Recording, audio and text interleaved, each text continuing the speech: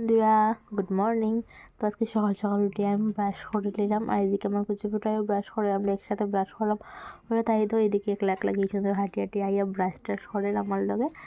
তো তারপরে তো এদিকে দেখো দুঃখের কথা, তাই রেডি হয়ে গেছে, তাই যেতে আজকে তাই পিসির বাড়ি, তাই আর মানে মাসিও রেডি হয়ে গেছে, তারা দুজন যেতে দুঃখের কথা, বাট কিছু হয় নাই, যেতে লাগবো।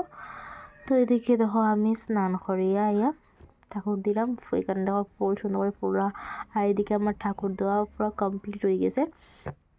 তো এদিকে দেখো আমি এবার রেডি হইয়া বাড়াই গেছি, মানে মামার বাড়ি যেতাম, মামার বাড়ি আজকে তার ঘর সঞ্চার, ঠিক আছে। আর এদিকে গাড়ির মধ্যে আমরা 3 জন বই গেছি, আমার মাসি তারা বই গেছে। তো দেখো এখানে আমি আইও গেছি, আইয়া দেখো সবও এখানে অলমোস্ট আই গেছে, আমরাও একটু লেট হয়ে গেছি।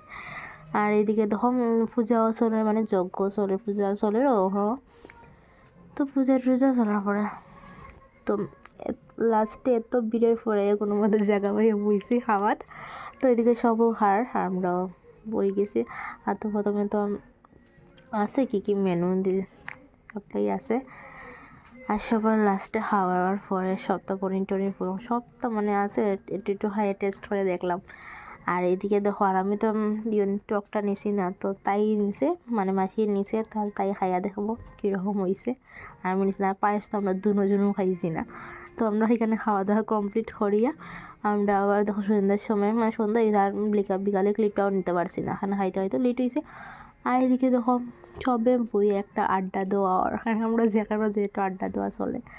আর তারপরে তো সন্ধ্যার সময় এদিকে দেখো সব কীর্তনও আরম্ভ হয়ে গেছে, তো কীর্তন চলার মতে আমরা এদিকে চাটা খাই দিলাম। তো চা খাইয়ে আমি বাড়িতেই গেছি, কিন্তু মানে বাড়িতে যাই মুখে এখন। তো আজকে ব্লগটা এখানেই শেষ করলাম, ভালো লাগলে অবশ্যই লাইক করবেন, শেয়ার সাবস্ক্রাইব করবা, টাটা।